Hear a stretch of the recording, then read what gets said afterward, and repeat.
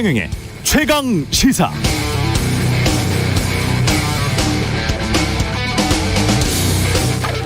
네, 오미크론 코로나 변이 바이러스의 감염 사례가 남아프리카를 넘어서 유럽 곳곳에서 발견되면서 지난 주말 세계 증시 폭락했고요. 전 세계 곳곳이 다시 여행 봉쇄 조치에 들어갔습니다.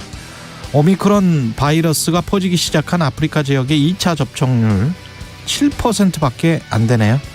전 세계 접종률이 42% 정도 되고 유럽도 67%, 미국 58%, 한국은 80%인 것과 대비해보면 정말 낮은 접종률이죠. WHO가 공고했던 대로 화이자나 모더나사가 지적재산권을 풀어서 백신의 가격을 확 낮췄거나 또는 전 세계 부자 나라들이 비용을 분담해서라도 가난한 나라들에게도 비슷한 시기에 빨리 백신을 접종하게 했더라면 또다시 닥쳐올지도 모르는 인적, 경제적 손실을 예방할 수 있지 않았을까, 그런 아쉬움, 안타까움이 있습니다. 덕분에 화이자나 모더나사와 같은 제약사, 제약회사들의 주식은 또 폭등했고요. 세계 경제는 다시 미궁 속으로 빠져들 가능성이 높아졌습니다. 봉쇄 조치가 만약 오래간다면 많은 기업들, 개인들, 나라들도 버티기 힘들어지는데요. 걱정입니다.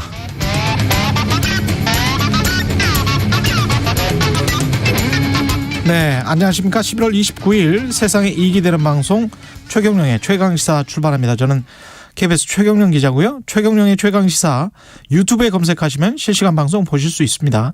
문자 참여는 짧은 문자 50원, 긴 문자 100원이 드는 샵 9730, 무료인 콩 어플 또는 유튜브에 의견 보내주시기 바랍니다. 오늘 1부에서는 유럽, 제가 확인해 보니까 홍콩까지 지금 감염자가 발견이 됐더라고요. 오미크론 변이, 우리는 무엇을 준비해야 되는지 한림대학교 강남성심병원의 이재갑 교수와 짚어보고요. 2부에서는 최고의 정치 더불어민주당 진성준 의원, 국민의힘 송일정 의원 만납니다.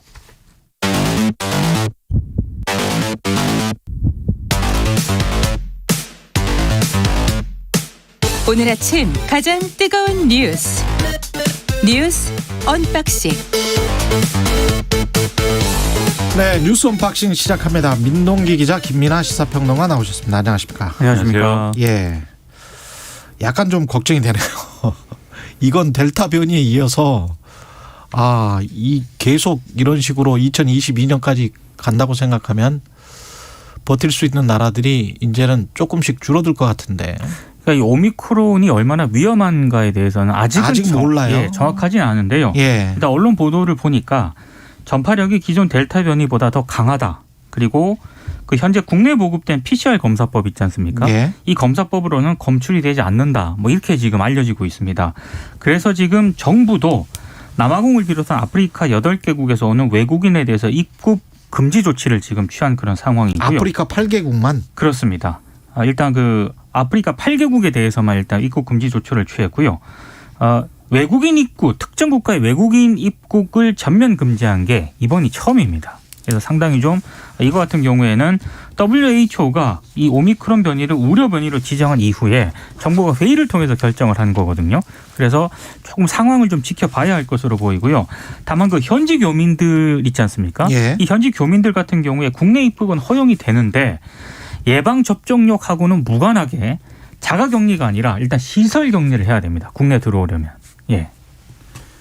이게 오미크론 변이의 엄청난 이제 뭐 이미 위력이에요. 이것은 이제 오미크론 변이 바이러스의 뭐 자체 위력이라기보다도 이게 나타났다라는 거에 대해서 앞서 오프닝에서 말씀하셨듯이 세계 증시가 이제 폭락하고 이런 경제적 영향이 벌써부터 나타나고 있는데 WHO가 이렇게 상당히 빠른 속도로 이제 우려 변이를 지정을 한 거거든요. 관심 변이를 거치고 뭐 이런 기간이 원래는 오래 걸렸는데 빠른 속도로 이제 이렇게 우려 변이를 지정을 한 것은 이 확인을 해보니까 오미크론 이 변이를 확인을 해보니까 이른바 이제 그 코로나 바이러스 이제 그 이 외피에 붙어 있는 이 스파이크 단백질 있지 않습니까? 그렇죠. 거기서 변이가 이제 굉장히 많이 일어났고 이게 델타 변이보다 12개가 많은 32개의 돌연 변이가 일어났다라고 해서 이 변이의 폭이 상당히 크고 그렇기 때문에 이 백신의 어떤 이 백신 등에 의해서 형성된 면역을 회피할 수 있는 능력을 가진 게 아니냐, 그럴 수도 있다라고 학계가 보고 있기 때문에 그렇기 때문에 좀 빠른 대응을 한 것이다.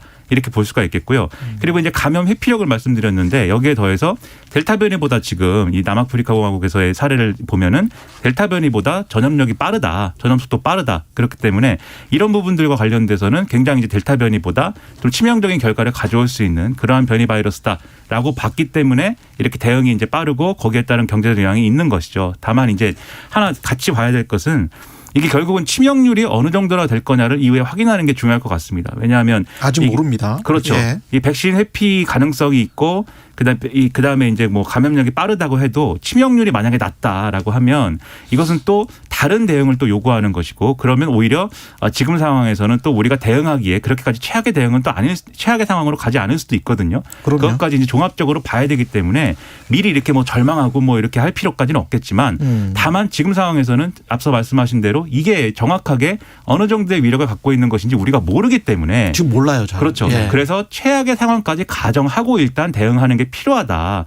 이런 수준의 대응을 지금 하고 있는 거다. 이렇게 아시면 될 것 같습니다. 다만 그 외신들도 그렇고 국내 일부 언론들도 지적하는 게 이제 백신 불평등 문제거든요. 그렇죠. 예. 그러니까 지금 보츠와나 같은 경우 이번에 이제 이 확산이 되는 그런 지역인데 발견이 된 지역인데 백신 접종률이 20%가 채 안 된다고 합니다. 그렇죠. 예. 그리고 예. 남아공 같은 경우에도 인구의 한 23.7% 정도가 백신 접종을 마친 그런 상태인데 그게 아마 1차 접종률일 거예요. 그렇습니다. 제가 오프닝에서 말씀드리는 거는 2차 접종률까지 다 마친 사람들이 아프리카 전역을 다 합쳐보면 네. 7%밖에 안 된다는 다만 거잖아요. 남아공 같은 경우에는 예. 또 접종률도 그렇게 낮은 편인데 기피 현상도 좀 심하다고 합니다. 그렇죠. 그러다 보니까 조금 우려되는 그런 상황인 것 같고요. 그리고 지금 전문가들도 이런 상황에서 그러니까 이 백신 불평등이 계속되는 그런 상황에서는 변이 바이러스가 계속 등장할 수밖에 없기 때문에 그렇죠. 지금 선진국들이 백신을 사실상 독점하는 이런 행태에 대해서 상당히 좀 우려를 하고 있는 상황입니다. 이게 그러지 않아도 이게 그러면 우리가 예상을 못한 일이냐. 예상을 다 한 일이에요. 사실 그럼요. 작년에 다 얘기했습니다. 이 얘기를. 그럼요. 예, 전 세계적으로. 우리만 안전하면 끝나는 거냐? 그게 아니다. 아니죠. 그렇습니다. 그리고 이제 국제기구나 이런 데서도 계속 이제 이 문제가 논의가 됐어요. 백신을 어떻게 공평하게 보급할 것이냐. 근데 앞에서 다 그렇게 논의를 해놓고 뒤에 가서 자기 나라로 돌아가서 이제 할 때는 다들 이제 우리나라의 국민들에게 백신을 먼저. 몇 퍼센트를 접종을 해야 되는데 뭐 미달하고 빨리 해야 되고 이만큼 접종했지만 여전히 부스터샷이 필요하고 뭐 이렇게 쭉 가면서 지금 이제 백신 접종이 제대로 안 되고 있는 국가에서는 이렇게 변이가 또 발생하고 이게 결국은 세계 경제에 또 추가적인 영향을 주게 생긴 거잖아요. 지난해 다들 뭐라고 했습니까? 이 백신 접종률이 떨어지게 되면은 이 백신 접종을 못한 국가와 잘한 국가 이렇게 나눠져 가지고 경제적으로 엄청난 격차가 발생할 것이고 뭐 이렇게 다들 예상을 했는데 그렇죠. 그런 예상이 과연 이런 변이 앞에 그게 올바른 예상이었느냐는 상당히 이제 의문이에요. 그래서 전 세계가 같이 대응하는 게 오히려 필요한데 그런 담론을 이제 못 만들어낸 것에 대한 어떤 그런 우려와 지적들이 있는 거죠. 그래서 지금 바이든 대통령이나 이런 또 이 미국의 경우에는 이 오미크론 변이 바이러스가 이렇게 좀 우려가 된다라는 뉴스가 나오니까 바로 또 여기에 대해서 반응을 했습니다. 백신의 공평한 보급을 추진해야 된다. 근데 실제로 어떻게 추진할 거냐? 그 답은 지금 없는 거죠. 그래서 상당히 그렇죠. 또 이것도 걱정거리입니다. 이 코로나라는 게 이제 왕관형이라는 네. 그런 말이잖아요. 그러니까 왕관형의 스파이크 돌기라는 게 왕관이 삐죽삐죽 다 나와 있지 않습니까? 네. 그러니까 이게 여러 형태로 변이가 충분히 될 수 있다라는 거는 초기부터 계속 과학자들이 이야기를 한 거잖아요. 이런 상황에서 남아프리카 쪽에서 보츠와나 쪽에서 이런 변이 바이러스가 발견이 되고 이게 아프리카 지역만 봉쇄하면 되는 것이냐. 여행객들이 있기 때문에 지금 이미 유럽 이미 여행객들을 통해서 감염이 확인된 지금 지역 감염까지 확인된 거는 아니기는 합니다만은 벨기에, 영국, 독일, 이스라엘, 이탈리아, 네덜란드, 홍콩까지 지금 그렇죠. 여행객의 감염은 확인이 됐거든요. 네. 시간 이거는, 문제인 거예요. 예, 이게 지금 시간 문제인 그렇습니다. 겁니다. 이게 앤서니 파우치 박사가 예. 미국에 이미 오미크론 변이 바이러스에 감염된 사람이 나타난다 하더라도 전혀 놀랄 일이 놀랄 아니다라고 일이 얘기하고 아니다. 있어요. 네. 예. 왜냐하면 이게 또 잠재 기간이 분명히 있을 거고. 그렇습니다. 예. 그리고 증상이 없는 사람들이 분명히 또 있을 거거든요. 그렇습니다. 참 난감하네요. 난감해. 근데 뭐 예. 계속 말씀드리지만 걱정만 할 필요는 없다. 예. 네. 어떤 바이러스인지 아직 모르기 때문에 그렇죠. 최악의 상황을 가정하는 거다. 예. 네, 이런 얘기. 혹시 또 치명률이 이거는 굉장히 낮다. 이렇게 또 나중에 그렇죠. 나올 수도 있기 때문에요. 치명률이 중요하니까요. 예. 네. 좀 봐봐야겠습니다. 예, 정치 이야기 해볼까요? 이재명 후보는 연일 지금 호남 지지층의 결집을 호소하고 있습니다. 오늘이 대선 100일 남겨둔 그런 날이거든요. 예. D-100일인데 이재명 후보가 광주에서 첫 지역 선대위를 출범을 시켰습니다. 광주 대전환 공동선거대책위원장에 10대 고등학생이 파격적으로 발탁이 됐습니다. 남진희 씨가 주인공이고요. 남진희 씨를 비롯해서 청년 9명이 공동선대위원장으로 이제 배치가 됐는데 지금 호남 말씀하신 것처럼 호남 쪽에 굉장히 지금 공을 들이고 있거든요. 예. 3박 4일 일정으로 호남 일정을 이렇게 짰고요. 그리고 오늘 같은 경우에는 전국 선대위 회의를 광주에서 개최를 합니다. 그리고 이낙연 전 대표의 고향인 전남 영광으로 이제 오늘 가게 되거든요. 근데 약간 광주에서 조금 이례적인 풍경이 연출이 되긴 했어요. 왜냐하면 그 이재명 후보가 광주 송정시장을 방문을 했는데 이때 이낙연 전 대표 일부 지지자들이 그 형수 욕설 방송 있지 않습니까? 예. 이걸 틀려다가 현장에서 제지를 당했거든요. 그리고 지금 이낙연 전 대표 같은 경우에 호남 그 메타버스 일정에 같이 동행을 할 것이다라는 그런 전망이 있었는데 동행 안 했습니다. 이낙연 전 대표는 오래전에 충청하고 경남 지역에 일정이 잡혀 있었다라는 이유를 들었는데 뭐 여러 가지 좀 해석들이 좀 나오긴 하더라고요. 일단 이재명 후보는 이낙연 전 대표에게 자신이 전화는 들었다라고 얘기를 했고요. 예. 그리고 지금 원팀 기조를 위해서 이재명 후보가 이낙연 전 대표의 비서실장을 지냈던 오영훈 의원을 비서실장으로 일단 기용을 했고요. 그리고 문재인 대통령의 복심으로 불리우는 윤건영 의원을 정무조정실장으로 기용을 한 그런 상태입니다. 지금 일단은 호남에 공을 들이는 모양새를 이제 보여주는 그런 상황이고 3박 4일을 잡아가지고 이 호남 지역, 광주 전남 지역에 전체 지역구를 다 가겠다는 일정이었기 때문에 상당히 공을 들이는 모양새인데 이게 이제 호남 지역에 있는 유권자들의 어떤 표심을 자극하고 뭐 이런 것도 있겠지만 결과적으로 지금 이제 민주당이 아까 말씀드린 대로 원팀 뭐 이런 기조가 아니고 민주당의 지역 조직들도 상당히 좀 의견이 분분한 그런 상황이기 때문에 이거를 정리하려는 목적이 좀 있는 것 같아요. 제 생각에는. 왜냐하면 이렇게 지역 방문을 이렇게 하게 되면은 그냥 후보와 후보의 이제 수행원들만 가는 게 아니고 그 지역에 있는 당 조직이 같이 이제 호응해가지고 나와야 되고 이런 것들을 해야 되거든요. 그렇기 때문에 이런 지역 조직을 정배해가지고 원래 민주당의 이제 핵심 전략이라는 게 호남 지역에서 좀 강력한 이런 조직적 지지를 기반으로 해가지고 다른 지역의 지지까지 좀 확대해 나가는 그런 모양새인 거잖아요. 지금 이재명 후보의 경우에는 일부 이제 경기나 인천 이런 데서 이제 우위이고 나머지 호남에서 좀 우위고 이런 상황이긴 하지만 호남에서의 지지가 예전 같지 않고 그리고 나머지 지역들 충청이라든가 영남에서 지금 생각보다 기대가 좀 이 지지가 좀 못 미치는 상황이기 때문에 일단은 집토끼 단속이다. 이렇게 정확하게 이제 지금 전략을 짜고 가는 건데 이낙연 전 대표와 관련돼서는 그것도 얘기가 여러 가지가 나와요. 이제 사전에 좀 더 긴밀하게 조율했으면 뭐 참여할 수 있지 않았겠느냐. 그리고 이 마지막 일정이 지금 전남 영광인데 이게 이낙연 전 대표 고향이기 때문에 충분히 예우할 수 있는 어떤 그런 일정을 짰고 거기에 이낙연 전 대표가 또 고향이기도 해서 방문하는 게 좋지 않겠느냐라는 얘기도 했지만 결과적으로 이제 성사되지 않는 것으로 보이는데 근데 지금 그렇다고 해서 뭐 이낙연 전 대표가 완전히 뭐 돌아선 거냐라기보다는 이후에 이제 이 선거 일정이나 이런 데서는 분명히 이제 얼굴을 비출 수밖에 없을 거거든요. 그 최적의 타이밍을 나름대로는 노리고 있는 게 아닌가 생각이 됩니다. 예. 윤석열 후보는 김종인 없는 선대위를 출범했습니다. 지난 주말에. 오늘 그 윤석열 후보가 세종 대전을 방문하고요. 내일은 충북 그리고 12월 1일에는 충남을 방문을 하거든요. 세종 방문에는 김병중 상임선대위원장도 이제 같이 참석을 하게 됩니다. 지금 일단 김종인 없는 선대위를 출범을 본격 가동을 하긴 했습니다만 내부에서 이런저런 잡음들이 좀 나오고 있습니다. 특히 조국 흑서 저자로 그 이름을 올렸던 권경의 변호사 있지 않습니까? 예. 어제 페이스북에 상당히 좀 강한 톤으로 비판을 했는데요.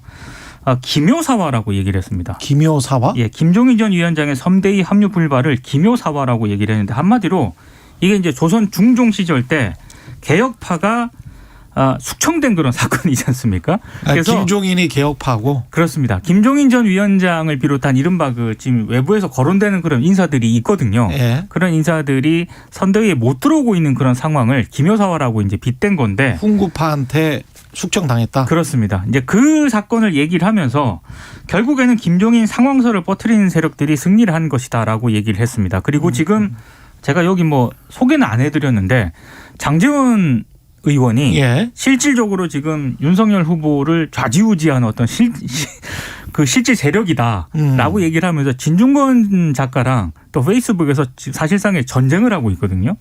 제가 굳이 그 어떤 전쟁을 하고 있는지는 인용을 하진 않겠습니다만 굉장히 지금 상황이 안 좋은 그런 상황입니다. 근데 이게 뭐 사람들이 페이스북에서 뭐 싸우기도 하고 저는 그래서 SNS를 안 합니다. 근데 그걸 맨날 뭐 사람들이 싸우고 하는 게 너무 좀 그런 것 같아서 싸울 수도 있고 뭐 할 수 있는데 중요한 거는 본질적으로 이게 그럼 뭐냐. 정말 이제 뭐 일부에서 얘기하는 것처럼 이 뭐 기묘사까지 거론하는 뭐 그런 조선 그 비유도 이제 조선시대의 사건인데 조선시대죠. 네, 조선시대의 문제 같은 거냐 뭐 그렇다기보다는 김종인 전 비대위원장에 대한 비토 정서가 이제 국민의힘 내부에 있었다는 것을 기준으로 놓고 이제 평가할 일인 거죠. 그리고 그 비토 정서는 어디서 왔느냐. 대선에서 다 이 선대위에서 한 자리씩 해가지고 공을 세워야 되는데 김종인 전 비대위원장이 와가지고 이 선대위에 이런 여러 가지 인적 쇄신이나 이런 것들을 막 밀어붙이게 되면은 자기 자리가 없어지니까 이제 그걸 지키기 위해서 김종인 전 비대위원장은 이제 비토한 거 아니냐라는 시각이 있고 거기에 대해서 윤석열 후보가 사실상 넘어간 거 아니냐 이런 시각이 있기 때문에 이런 논쟁이 시작이 되는 거거든요. 그래서 논쟁이 구체적으로 누가 누구를 뭐 저격하고 누가 무슨 얘기를 했다라기보다는 이런 구도가 실제로 있고 그런 구도에 의해서 윤석열 후보가 지금 선대위 꾸린 거에 대한 평가가 이루어지고 있다. 다소 구시대적이고 뭔가 이렇게 좀 뭔가를 바꿀 수 있는 그러한 내용들을 내놓지 못하는 선대위라는 평가가 있는 거다. 이 점을 제가 볼 때는 윤석열 후보가 인정해야 되는 거고요. 그 점에서 이제 지난번에 논란이 됐던 게 이제 지난주에도 말씀드린 김성태 전 의원 문제지 않습니까?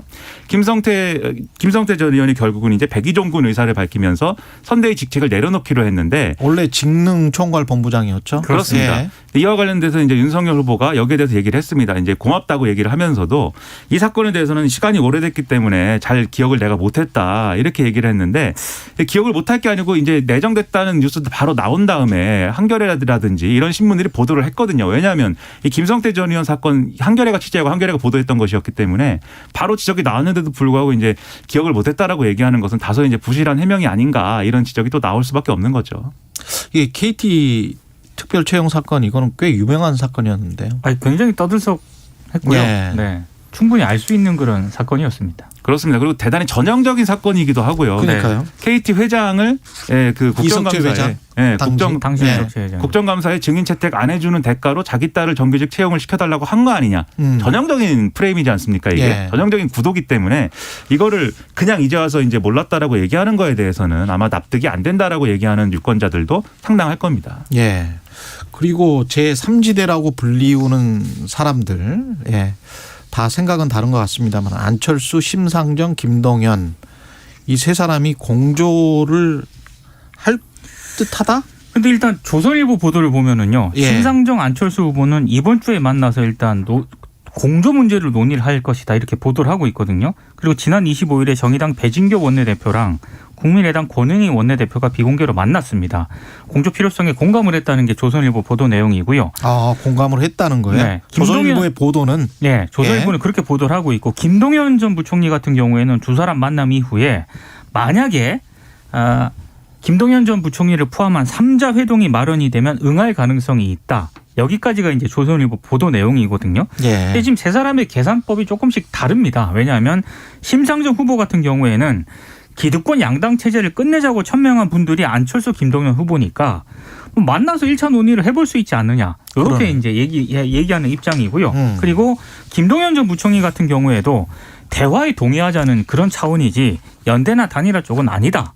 이런 입장이거든요. 그러니까 아직까지는 뭐 연대, 공조 이렇게까지 얘기할 사안은 아닌 것 같습니다. 일단 제3지대 자체의 파일을 키우자는 면에서는 세 사람의 이해관계가 그렇죠. 같이 하는 거고요. 예. 근데 제3지대 파일을 키우면은 각자의 지분도 같이 늘어나는 거 아닙니까? 각자의 그 비율은 똑같더라도 예. 각자가 가지고 있는 이제 총액이 늘어나는 거잖아요. 돈으로 따지면. 근데 그 돈을 들고 누구랑 그러면 최종적으로 누구랑 어떻게 딜을 하는 거냐. 이건 각자의 계산법이 지금 다릅니다. 그래서 안철수 후보 입장에서는 전체 제3지대 파일을 키우면은 자신의 이제 존재감과 지지율도 커질 수 있고. 근데 이걸 가지고 그럼 결국은 어디로 들어갈 수밖에 없냐면 보수정당과의 단일화 이 구도로 들어갈 수밖에 없거든요. 정치적으로. 그래서 이제 그걸 들고 그쪽으로 가는 거 아니냐라는 하는 이 프레임이 하나가 있는 거고 심상정 후보의 경우에는 그럴 수가 없죠. 최대한 이제 지분을 키워가지고 파일을 키워서 완주를 어떻게 해서 정치적 의미를 잘 살릴 거냐 이게 이제 관건일 것이고 김동연 전 부총리도 마찬가지일 겁니다. 그래서 동상이몽이 있기 때문에 애매하네. 그렇죠. 초기에 제3지대 파일을 키우는 것까지는 공조를 해도 끝에 가면은 반드시 이것은 어떤 방식으로든지 파열음이 날 수밖에 없는 구조이다. 그래서 대선에서의 이 구조가 캐스팅 보트 역할을 어떤 형태로 하게 될 거냐가 중요한 문제다라는 겁니다. 세 사람이 단일화할 가능성은 없는 거네요. 지금 상황에서는 거의 없다고 봐야 돼요. 계산법이 다 다릅니다. 예, 알겠습니다. 뉴스 언박싱 민동기 기자 김민아 시사평론가였습니다. 고맙습니다. 고맙습니다. KBS 1라디오 최경영의 최강시사 듣고 계신 지금 시각은 7시 40분입니다. 최강시사 출근길 날씨 정보입니다. 아침 추위는 어제보다 좀 덜합니다. 2, 3도가량 아침 기온 올라 있고요. 서울도 영상권으로 출발해서 오늘 낮 기온 서울 12도까지 오르겠습니다. 대부분 평년보다 약간 기온이 높겠고 10도에서 17도 분포인데요. 다만 내일은 새벽부터 서쪽에 비가 내리기 시작해서 오늘과는 하늘 모습이 다르겠습니다. 기온은 오늘보다 약간 떨어진 뒤에 내일 밤부터 찬 공기가 들어와 수요일부터는 아침에 다시 영하권의 추위가 있겠고요. 특히 수요일 낮 기온 서울 2도에 그치는 등 당분간은 수요일 이후 낮 기온이 5도 안팎에 머물러서 수요일부터 추위 속에 따뜻한 옷차림 필요하겠습니다. 역시 강원 영동과 경상권 동해안은 대기가 매우 건조해서 건조특보 내려져 있는데요. 내일 비가 오면서 좀 나아지겠고요.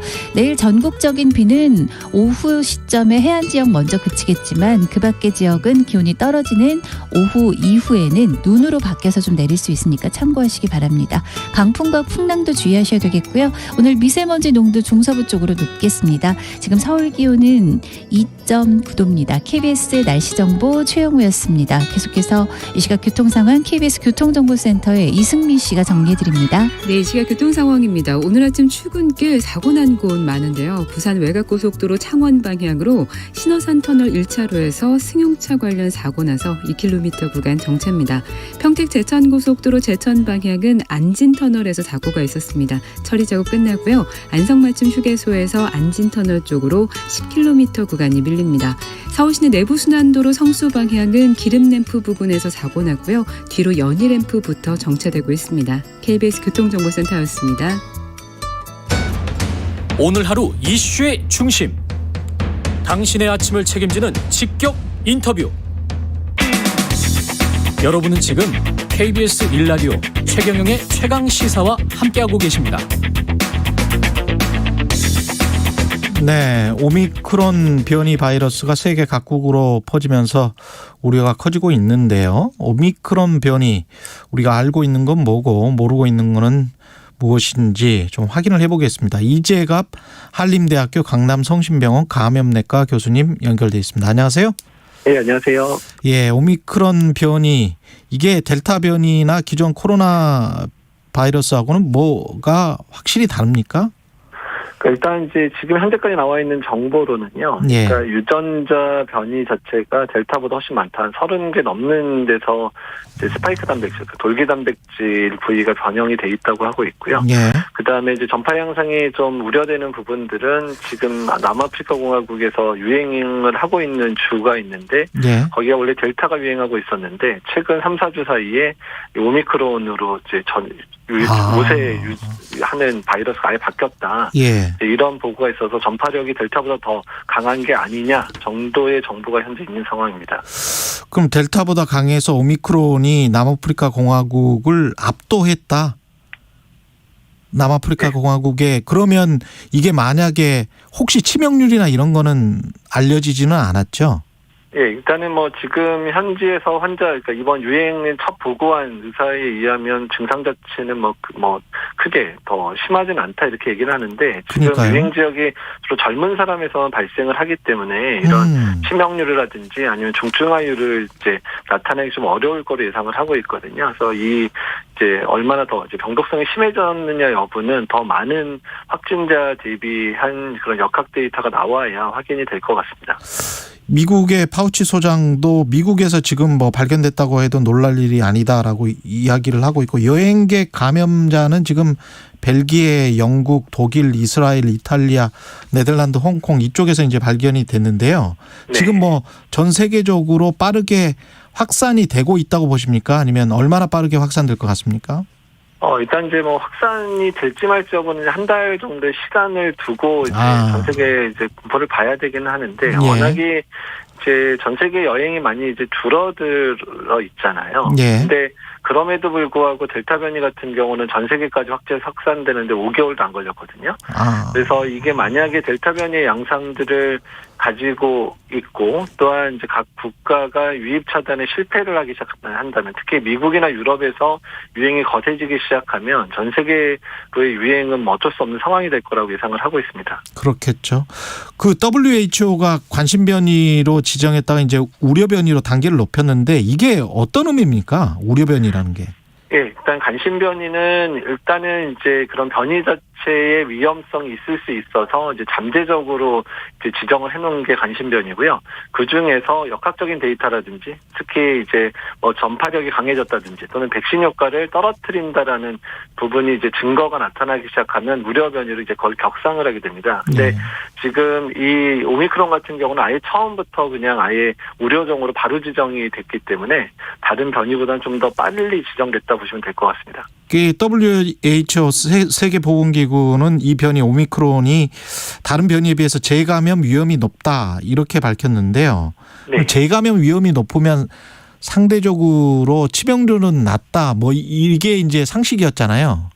네. 그럴 수 있습니까? 아니면 어떻습니까? 근데 이제 바이러스의 이제 거시적인 측면에서는 그런 면을 얘기를 하지만 일단은 이제 바이러스의 이제 이런 변이가 개별적으로 나타나는 상황에서 매번 그렇게 적용되는 거는 아니거든요. 그렇군요. 그러니까 특히 재감염이 잘 된다 또는 이제 돌파 감염이 잘 된다는 얘기는 백신의 효과를 떨어뜨리거나 또는 감염으로 생긴 항체 효과를 떨어뜨린다는 의미이기 때문에 이제 재감염이 잘 된다는 의미를 받아들일 때는 전반적인 현재 사용하고 있는 백신의 감염 예방 효과는 떨어뜨릴 수 있겠다.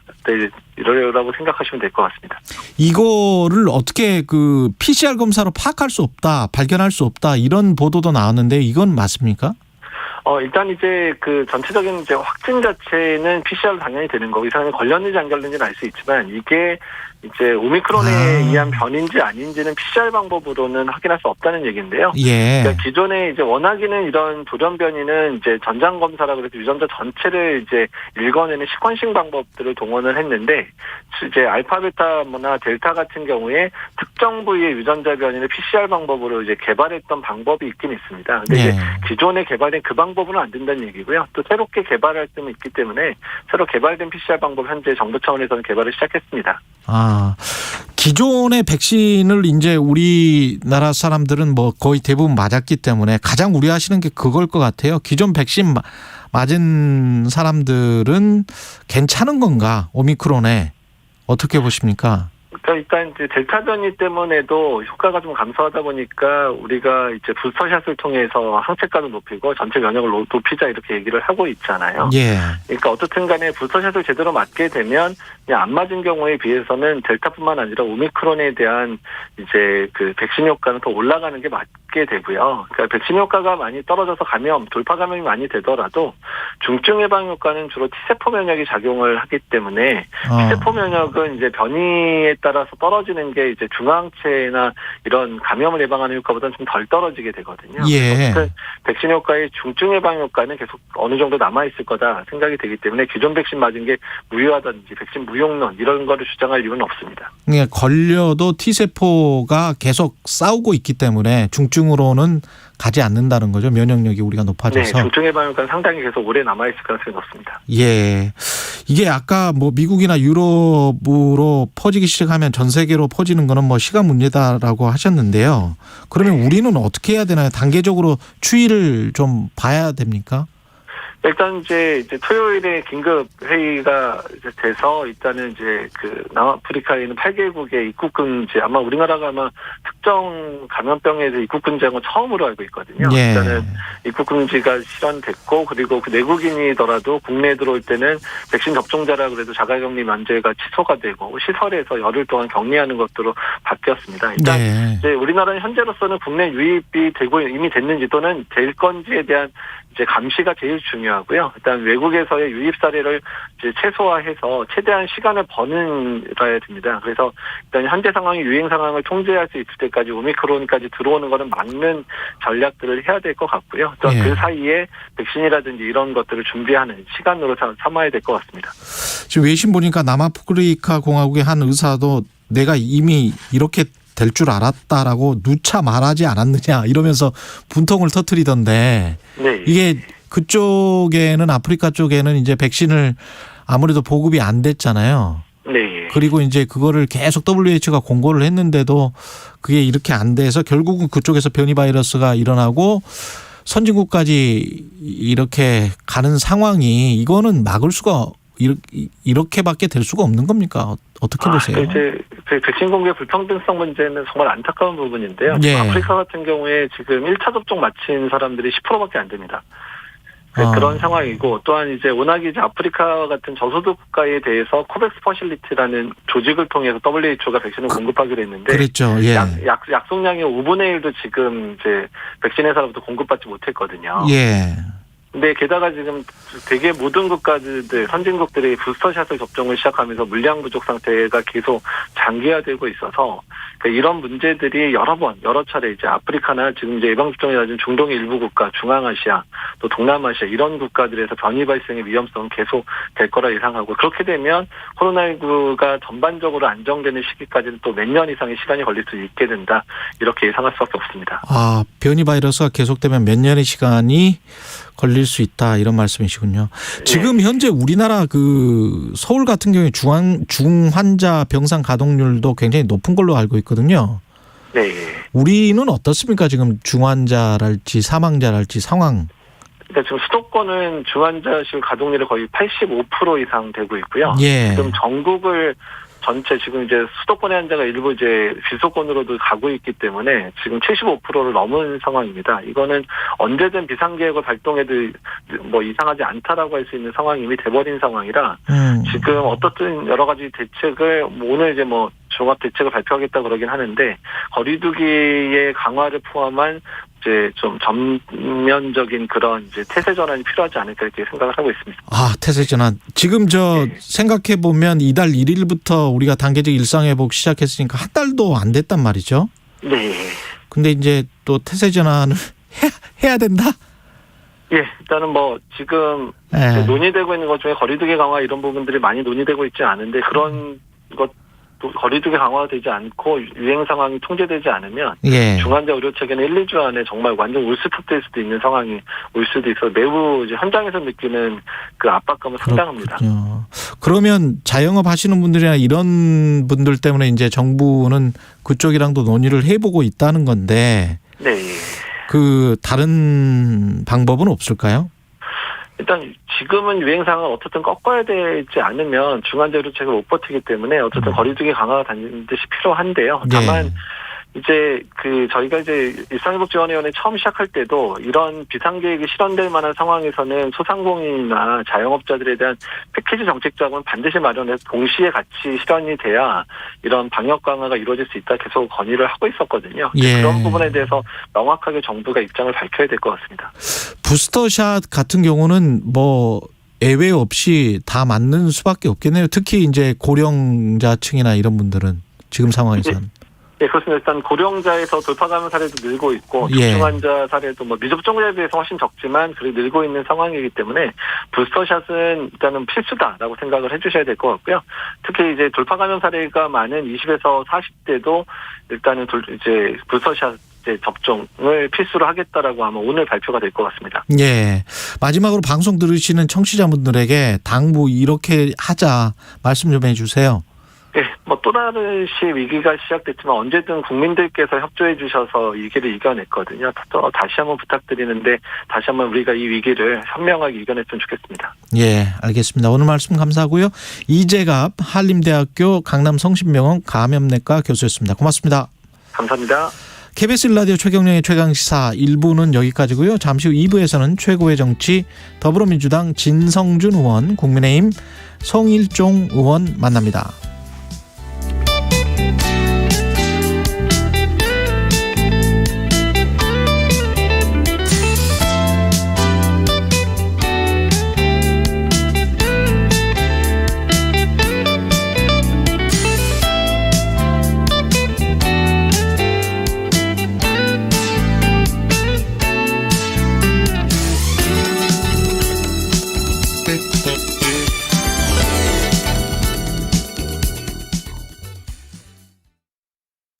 여러분, 혹시 눈치채셨나요?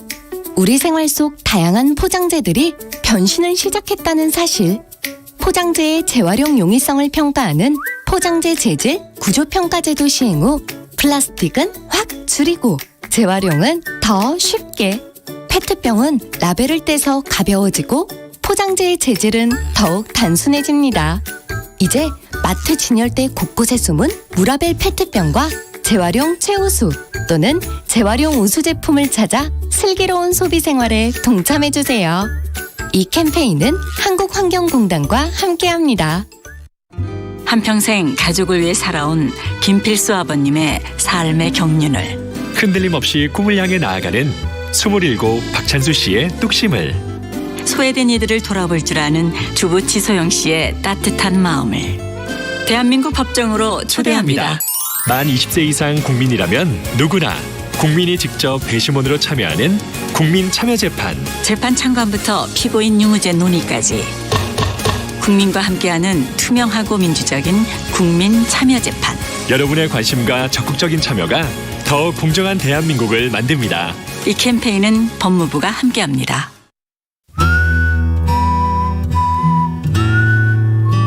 울산 서연이, 그리고 평택 원영이, 그리고 서울의 정인이. 아마 이 이름들은 아동 학대에 대해서 관심이 없으신 분들이라고 할지라도 한 번쯤은 들어본 이름일 겁니다. 2021 KBS 연중기획 기억을 기록하다.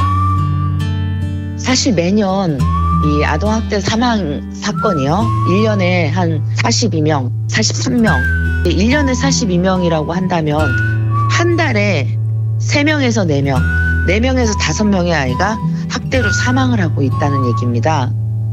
방임 아동들이라든지 신체학대, 정서학대, 성학대 이런 아이들을 좀 많이 만나봤는데요. 굉장히 많이 아팠던 건 뭐냐면 참 어떻게 부모가 이런 짓을 할 수 있을까라고 생각할 정도의 학대를 당한 아이들도요. 결국은 그리워하는 게 부모더라는 거죠. 주변에서 아무리 관심을 가지고 잘 대해주고 물질적으로 뭘 좀 보태주려고 노력을 하더라도 이 아이들한테는 채워지질 않습니다. 나도 예전에는 어린아이였었고 나도 어린아이였을 때 분명히 어떤 슬픔과 수치심을, 고통과 아픔을 느낄 줄 아는 하나의 작은 사람이었었다는 것.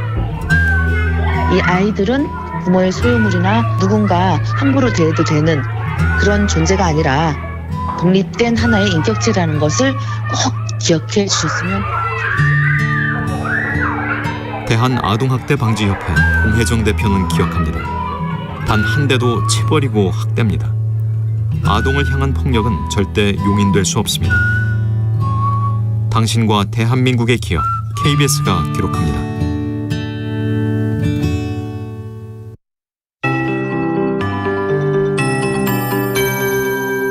KBS 58분 날씨. 아침 추위는 어제에 비해서 좀 덜합니다. 2, 3도가량 조금 더 기온이 올라 있고요. 대부분 그래도 영하권으로 떨어진 곳이 많이 줄어서 서울도 영상 2도로 출발을 했습니다.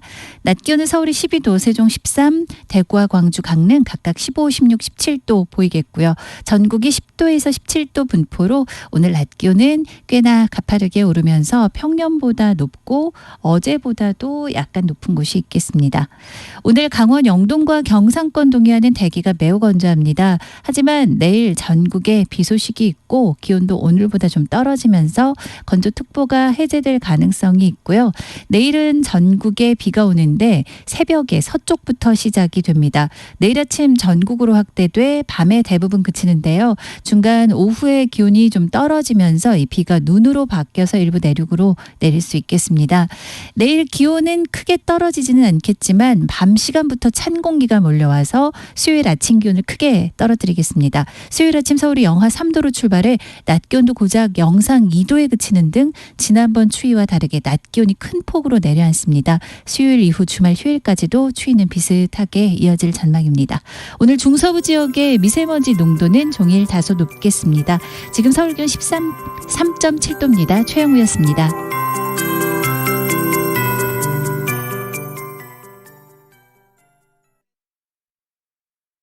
정성을 다하는 국민의 방송 KBS가 8시를 알려드립니다. AM 711kHz, FM 97.3MHz, KBS 1라디오입니다. HLKA.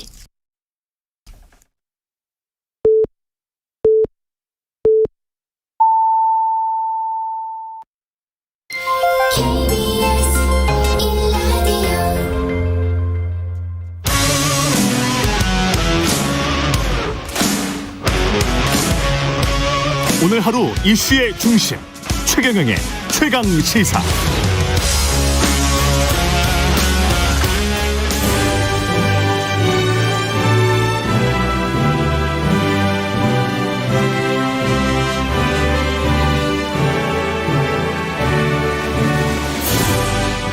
네, 전국의 가장 뜨거운 현안을 여야 의원 두 분과 이야기 나눠보는 최고의 정치. 오늘도 여야 의원 두 분 나오셨습니다. 더불어민주당 진성준 의원님 나오셨습니다. 안녕하세요. 네, 안녕하세요. 예, 국민의힘 성일종 의원님 나오셨습니다. 안녕하십니까. 예, 안녕하십니까. 예, 최경영의 최강시사 유튜브에 검색하시면 실시간 방송 보실 수 있고요. 스마트폰 콩으로 보내시면 무료입니다. 문자 참여는 짧은 문자 50원, 긴 문자 100원이 드는 샵 9730 무료인 콩 어플 또는 유튜브에 의견 보내주시기 바랍니다. 오늘로 20대 대통령 선거가 딱 100일 남았답니다. 예, 네. D-100일. 지금까지 판세는 어떻게 보시는지도 궁금하네요. 예. 우선 두 후보 간의 격차가 많이 줄었지요. 그렇지만 뭐 근소하지만 윤석열 후보가 좀 앞서고 있는 건 모든 그 여론조사가 공히 나타내 주고 있는 것 같고요. 또 이제 민주당이 좀 혁신을 이렇게 좀 많이 하면서 후보보다는 당의 변화가 오는 거에 대해서 조금 그 당의 지지도도 좀 민주당이 오르고 있고요. 또 후보들 간의 격차도 좀 줄고 있다 이렇게 보여지는데 어쨌든 추세선에서는 민주당의 추격세가 있는 거는 약 2주간에서 보여주고 있는 것 같습니다. 예, 뭐 성일종 의원님 오늘 주제 자체가 객관적으로 얘기할 수밖에 없는 주제인 것 같아서 막 그 아전인수격으로 해석할 수가 없는 것 같습니다. 예. 말씀하신 것처럼 저희들이 박빙의 열세는 사실이지만 추격과 반전의 계기는 마련한 것 같습니다. 이재명 후보가 선대위 쇄신 또 당 쇄신을 약속하고 또 실제로 드라이브를 막 걸면서 이재명 후보와 또 저희 민주당에 대한 기대가 조금씩 살아나고 있는 그런 양상이고요. 또 한편으로는 윤석열 후보가 후보에 선출된 뒤로 곧바로 선대위를 출범시키지 못하고 한 3주가량 그 김종인 전 위원장의 선대위 합류 여부를 놓고 뭐 깔끔하게 정리하지 못한 채 뭐 지금도 합류하지 못한 채 출범은 한 것 아닙니까? 예. 그 한 3주 기간을 허비했다라고 하는 평가가 당내에서도 나오는 것 같습니다. 이제 그렇게 뭐랄까요, 윤석열 후보 측의 실책이라면 실책, 또 이재명 후보의 득점 포인트라면 득점 포인트 이런 것이 교차하면서 반전의 계기를 마련했다, 추격의 계기를 마련했다 이렇게 평가가 되는 것 같습니다. 두 가지로 구분을 좀 해야 될 것 같아요. 후보 간에 누가 더 경쟁력이 있고 누가 더 도덕적이고 앞으로 미래를 이끌어갈 수 있는 거냐라고 하는 그 하나의 문제하고 예. 정당 간에 민주당과 또 저희 당의 국민의당의 어떤 그 경쟁을 통해서 혁신하는 모습 두 가지로 볼 수 있는데 우선 그 저희가 선대위를 구성하면서 상당히 좀 진통을 좀 겪었지요. 그런 면에서 그런 가운데 민주당의 선대위가 메모드 선대위가 좀 슬림화되면서 여러 가지 변화하는 모습을 보인 것들은 좀 민주당이 좀 유리하다 이렇게 보여집니다. 두 번째로 후보 간의 문제인데 후보 간에는 제가 봤을 때 국민들께서 다 판단하셨을 거예요. 지금 이재명 후보가 갖고 있는 거짓과 위선에 대한 여러 가지 이 프레임을 벗어나기가 굉장히 어려울 거다. 과거 이력으로부터.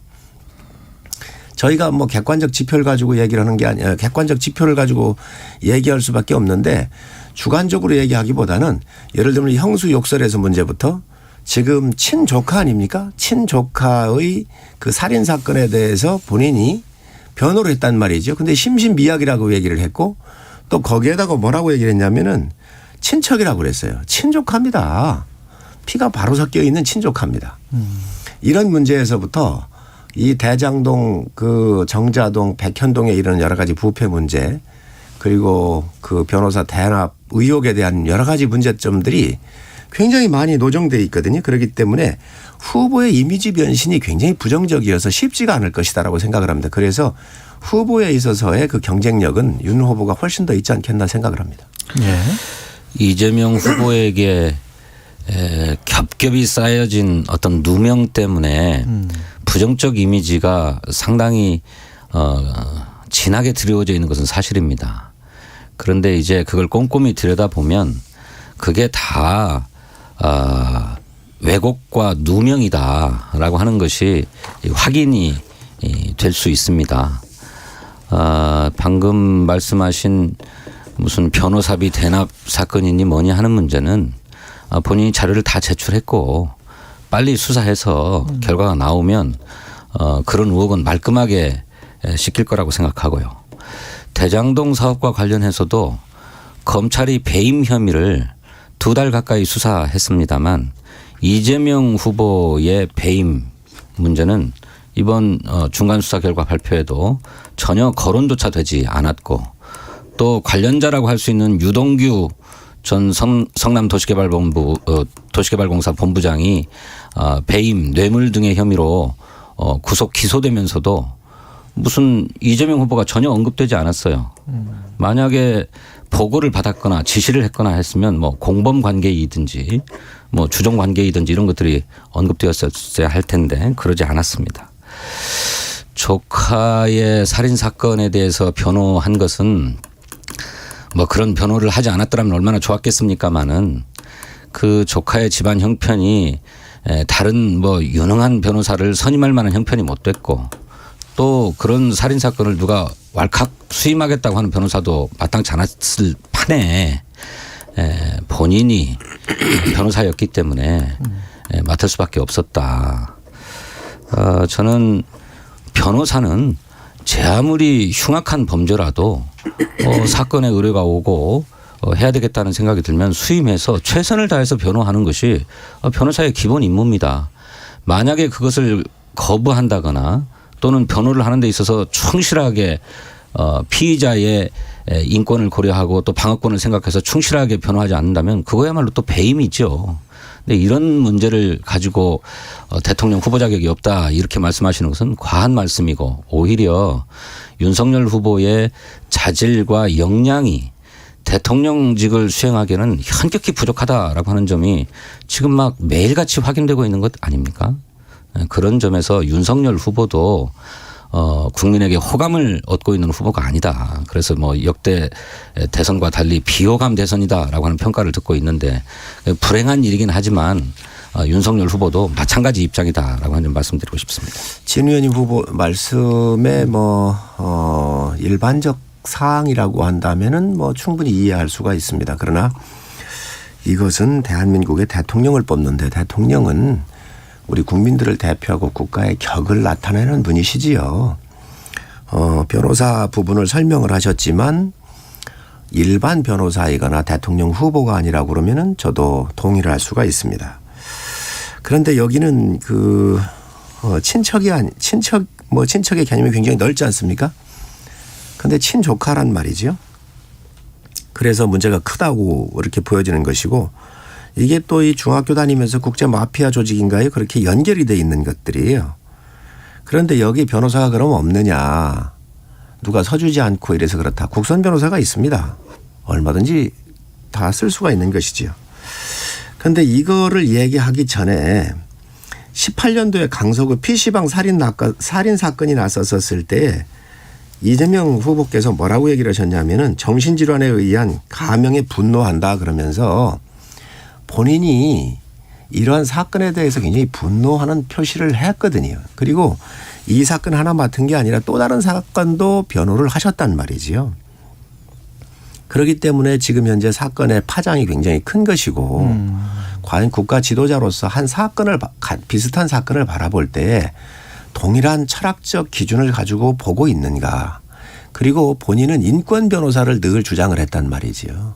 인권 변호사 하시면서 이러한 폭력에 연관되어 있는 이러한 조폭들과 관련되어 있는 이런 살인 사건에 관련돼서 변호를 하면서 이러한 것들을 주장했던 것들이 너무 본인의 삶하고 또 대통령을 해야 되는 사람하고 일치가 하지 않기 때문에 국민의 비난이 큰 겁니다. 지금 뭐 대장동은 너무 많은 노정이 나타났기 때문에 더 이상 뭐 말씀은 안 드리겠는데 먼지 한 톨 1원이라도 받았으면 후보직을 내려놓겠다고 그러셨어요. 정진상 실장을 비롯해서 그 주변 인물들이 관련되어 있다고 하는 것은 먼지 한 톨 문제가 아니에요. 이거는 썩은 부패에 진동하는 냄새가 지금 전 국민의 코를 다 마비시켜 놓은 거 아닙니까?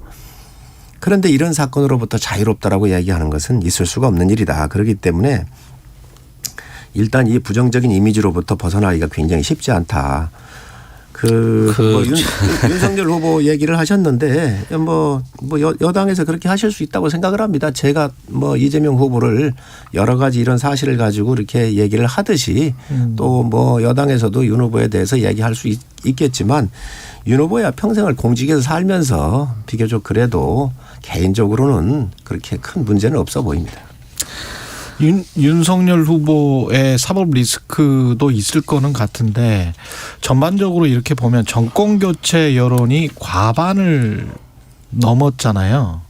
근데 국민의힘 윤석열 후보랄지 국민의힘의 정당 지지율은 이걸 이제 못 따라가고는 있습니다. 정권 교체 여론은 60% 안팎 정도 계속 됐었던 것 같은데 이것은 왜 그런지도 좀 궁금하고요.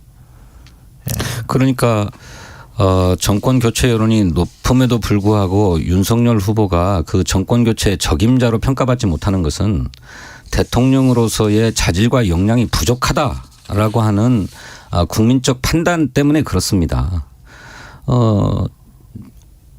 일일 일망언이 속출해서 도대체 현안에 대한 인식이 있는가, 또 국민의 어려운 삶에 대한 공감을 최소한 하고 있는가 하는 문제가 지적된 지가 오래이고요.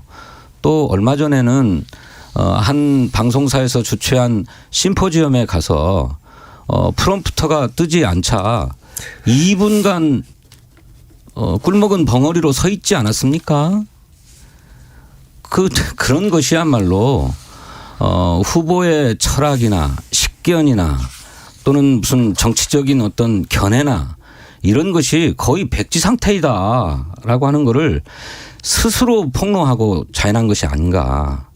이런 후보에 대해서 지지할 수 없다라고 생각하기 때문에 정권 교체 여론이 높다고 함에도 불구하고 그에 한참 못 미치는 지지율을 보이는 게 아닌가 그렇게 생각합니다.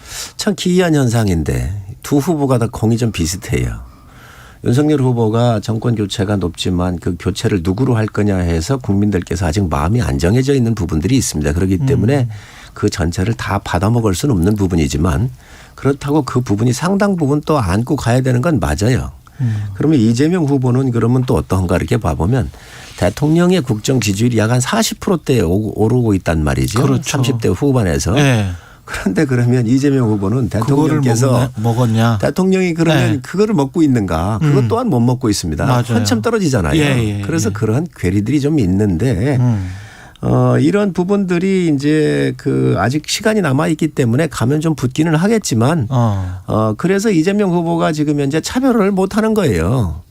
그 차별화 방식은 지금 차별화하는 것도 제가 봤을 땐 후보의 지지율이 현직 대통령보다 높으면 바로 차별화가 됩니다. 하지 말라고도 할 수 있습니다. 지지율이 높으면 바로 차별화가 된다. 그런데 지금 이재명 후보가 갖고 있는 너무 많은 후보적 결함이 많은 거예요. 이 여당도 제가 봤을 때 진 의원님도 고민 많이 하실 것 같은데 아마 역대 이래로 민주당도 이런 후보 뽑아놓고 고민 많이 하실 것 같은데 실질적으로 지금 민주당의 이재명 후보 지지율이 대통령 지지율보다 훨씬 높거나 그랬으면 이미 차별을 해가지고 독자 노선을 갔을 거예요.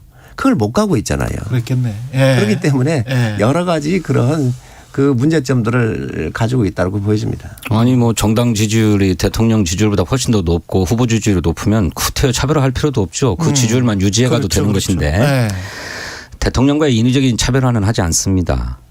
집권 여당의 공과를 다 계승하고 또 필요한 것은 혁신하겠다라고 하는 자세를 가져야 그것이 책임 있는 정치인의 자세라고 생각합니다.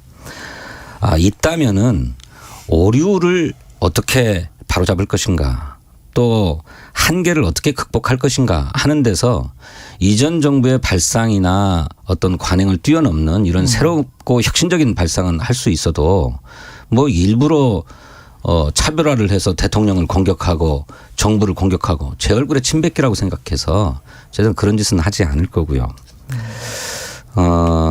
윤석열 후보의 자질과 역량이 부족하다는 것에 더해서 그 집안도 범죄적 집안 아닙니까? 장모 무슨 범죄 집안이죠? 아니 뭐 장모께서 지금 구속 수감되어 있지 않습니까? 그리고 재판을 받고 있는 것도 아직 여러 건이고 또 그 부인도 도이치모터스 주가 조작 사건의 핵심임에도 불구하고 아직 수사가 제대로 이루어지지 않고 있다라고 하는 거고 또 무슨 이곳저곳에 대학 강사로 취직하기 위해서 이력서를 써내는데 이 이력과 학력이라고 하는 게 전부 거짓말이다. 조작됐다라고 하는 얘기가 오래전에부터 나왔는데도 하나 수사도 이루어지지 않고 있고 윤석열 후보 본인이 이러저런 사건으로 수사받고 있는 사안도 거의 10가지쯤 되지 않습니까? 그래서 저희들은 뭐 본부장 의혹이다라고 하는 얘기가 그쪽 당에서도 나올 정도라고 하는데 이를테면 집안의 그런 문제를 다 밝혀져야 될 것이고 책임을 있다면 물어야 될 것이지만 이재명 후보가 직접적으로 책임져야 될 사안은 없습니다. 자꾸 그렇게 막 집안의 친조카가 뭔 사건을 저질렀으니 대통령이 부적합하다. 이런 연좌제가 어디 있습니까 세상에. 연좌자가 아니고요. 그럼 뭡니까? 신 의원님 정확하게 아셔야 됩니다. 대장동 사건에서 모든 것들이 본인이 시장할 때 저지른 일이에요. 본인이 무엇을 저질렀단 말씀입니까? 본인이 사인하지 않았습니까? 개발 이익을 공공에 환수하기 위한 설계를 한 것입니다. 공공의 민간 개발 이익을 퍼주려고 설계한 게 아니고요. 잠깐만요. 공공의 이익 환수했다고 그러는데 그런 거짓말 하시면 안 돼요. 5,500억 환수하지 않았습니까? 5,503억 환수했다고 그러는데 예. 자, 제1공단 부지할 때요. 땅값이 얼마 지불한지 아십니까? 893억 했습니다. 공원 부지할 때 얼마 한 줄 아십니까? 공원 부지 공사 304억 했습니다. 합해봐야 1,200억이에요. 2,561억을 제1공단 부지 하는데 2,560억을 썼다는 거 아닙니까? 근데 1,200억밖에 안 썼어요. 나머지 돈 어디 있습니까 지금? 따져보도록 하는데요. 자, 아니 잠깐 들어보세요. 공원화 아니, 계획을 수립할 때 사업비가 2,600억으로 계산되었었습니다. 그러니까 실질적으로 들어간 돈에 비해서 나머지 돈 어디 갔냐는 거예요. 회수 서류적으로만 해놨고요. 또 이거 아니어도 원래 기반 사업 비용으로 다 들어가게 돼 있는 겁니다. 그렇게 하고 의원님 제가 한 말씀만 드릴게요. 그 사업비 2,600억을 민간업자가 성남시에 다 현금으로 내놓고 그 현금을 가지고 성남시가 사업한 게 아닙니다. 사업자가 돈을 들여서 공원화 사업을 한 거예요. 토지 보상비도 사업자가 냈고 그 공원을 꾸미는 데에도 사업자가 사업비를 낸 거예요. 만약에 계획했던 2,600억보다 더 안 들어간 거라고 한다면 그 돈을 사업자가 가지고 있는 것이지 그게 이재명 후보가 가져간 것입니까? 자, 그러니 왜 그렇게 얘기를 하십니까? 그러니 유능하고 이렇지 않다는 거예요. 뭐가 유능하지 않아요? 자, 그런 것도 그만큼 공원화 사업을 챙겨냈잖아요. 잠깐 들어보세요. 사업자가 2,561억을 1공단 부지를 갖다가 공원화 한다고 해놓고 실질적으로는 1,200억 정도밖에 안 들어갔거든요. 그건 한번 따져보겠습니다. 나머지 다 사업자 배불려 준 거 아닙니까? 왜 그게 배불려 준 거죠? 그러면 이런 거 감독도 제대로 못하는 사람이 무슨 시장을 해놓고 지금 대통령 하겠다는 거예요. 아니 계획보다 예산이 덜 들어갔다고 한다면 그것이 왜 그게 성남시의 책임입니까? 제대로 받아내야지. 2,500억을. 아니 2,500억을 사업으로 받아낸 거잖아요. 자, 사업으로 받아냈으면 그만큼 공사비를 실질적으로 공사해가지고. 현금으로 받자는 게 아니지 않습니까? 잠깐만요. 실질적으로 땅을 사는데 893억밖에 안 들어갔고 그랬대요? 공사비로 304억밖에 안 들어갔으면 나머지 업자 배불리도록 놔둔 거 아닙니까? 그럼 무능한 거지요. 실제로 돈이 얼마나 들어갔는지는 저도 따져보겠습니다만. 그래서 이런 그게 왜 무능한 것입니까? 무능한 거지요. 현금으로 받겠다는 게 아니었지 않습니까? 성남 시민 속인 거지요. 왜 그게 속인 겁니까? 왜 안 속인 겁니까? 공원화 사업을 완료하면 되는 것 아닙니까? 공원화 사업으로 받기로 한 거잖아요. 2,561억을 공원화하는데 민간 사업자로부터 받았다고 자랑을 했어요. 그게 총 토탈 5,503억이에요. 그런데 공원화만 떼서 보니까 실질적으로 거기에 들어간 돈은 1,200억 정도밖에 안 들어갔더라는 거예요. 예. 나머지 돈을 받지도 못한 거 아닙니까? 그러면 무능한 거지요. 자, 여기까지 하고요. 네, 이해할 수가 없는 그리고 말씀하시네요. 제가 하나 이거 좀 마무리해야 되겠습니다. 우리 그 진 의원님 얘기하시는데 장모 사건, 뭐 도이치모터 사건 이것들 전번에도 말씀드렸지만 윤석열 후보 검찰총장 청문회 할 때 다 있었던 일입니다. 이런 것들 다 민주당이 아무 문제 없다고 얘기해놓고 그거 문제라고 했던 게 귀당 아닙니까? 후보가 되니까 그렇습니다. 저희가 문제가 문제가 있다고 그러니까 그 덮은 거 변호한 거 누굽니까? 민주당 의원들 아닙니까? 예, 그래서 저희들의 원죄가 있다는 건 저희들도 아는데 그런 후보를 이제 와서 대통령 후보로 내놓고 그것으로 정권 교체하겠다는 게 우습지 않습니까? 아니요. 원죄가 있는 게 아니라 그 당에서 문제 없이 다 해놓고 지금 현재 저희 당의 후보가 되니까 이걸 11년 전 걸 꺼내다가 지금 현재에서 문제 삼는 거야말로 정말 잘못된 정치행위다라고 얘기하고 싶습니다. 예. 이 관련해서 두 후보 모두 특검 이 관련 진행되고 있습니까? 국회에서 논의가? 잘 논의가 안 되는데 예. 야당이 정략적 태도를 벌여야 그 특검 논의도 진도가 나갈 거라고 생각합니다. 예. 야당은 대장동 개발 사업에서 어떤 부정과 비리가 있었는지 그걸 처음부터 끝까지 낱낱이 파헤치자라고 하는 데 관심이 있는 게 아니고 오로지 이재명 후보가 어떤 잘못을 저질렀는가에만 초점을 맞춰서 그것만 수사를 하자고 하기 때문에 예. 논의에 진전이 없는 것입니다. 잘 아시는 것처럼 만일 2011년도에 부산저축은행 부실대출 사건을 수사했던 윤석열 당시 주임검사가 대장동 사업을 추진하던 민간업자들에게 대출되었던 1,800억 그것도 부실대출이었거든요. 예. 이걸 제대로 수사해서 처벌했다고 한다면 이런 일 발생하지 않았을 것입니다. 그런데 그거를 어쩐 일인지 수사에서 빠져가지고 넘어가는 바람에 그 개발업자들이 계속 암약할 수 있었고 그 끝에는 2015년도에는 그 부실대출을 알선했던 자가 처벌되었습니다. 형사처벌을 받았어요. 이런 사실들을 당시에 수사를 하면서 왜 덮어줬는 것인지 이런 것부터 수사해야 된다는 것입니다. 그런데 그건 다 빼놓고 하자는 거잖아요. 조건 없이 특검을 하자고 주장할 때는 언제고 이제 와서 어떤 것은 수사해야 되고 어떤 것은 수사 안 해야 되고 이렇게 조건을 다는 이유가 무엇인지 모르겠습니다. 참 여당이 뻔뻔합니다. 정말. 아니 이재명 저 후보의 이야기로만 하십시오. 먼지 한 톨 1원이라도 받았으면 후보직 내려놓겠다고 그랬잖아요. 이거 안 내려놓고 있는데 특검해야 합니다. 아니 돈을 받았단 말입니까? 잠깐만 계셔보세요. 아니 저 근거를 갖고 말씀하세요. 아니 가만히 계세요. 본인이 그렇게 얘기를 했어요. 근데 먼지 한 톨이 안 나왔습니까? 자기 그 유동규는 본인의 측근 아니고 정진상하고 유동규하고 통화한 것은 뭐 문제가 안 됩니까? 그리고 검찰이 제대로 수사했습니까?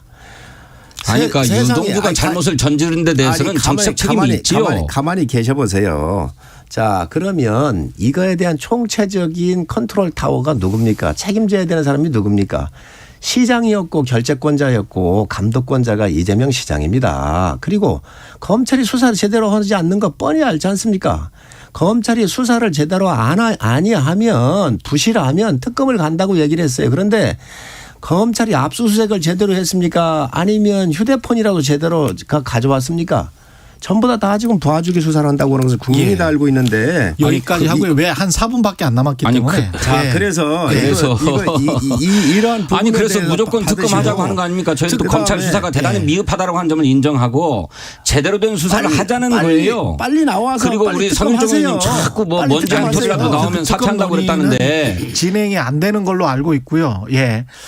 계속 지금 한 4주째 계속 같은 이야기라서 마지막으로 그 부동산 관련해서 사람들이 이번 선거도 부동산 선거 될 것 같다라고 이야기를 하는데 두 후보의 지금 그 공약이라고 해야 될까요? 말씀하셨던 것들이 다 좀 다르네요. 국토보유세 신설로 보유세 강화하는 방안은 이재명 후보 쪽이고 윤석열 후보는 종부세를 중장기적으로 재산세에 통합하거나 1주택자에 대해서 면제하겠다.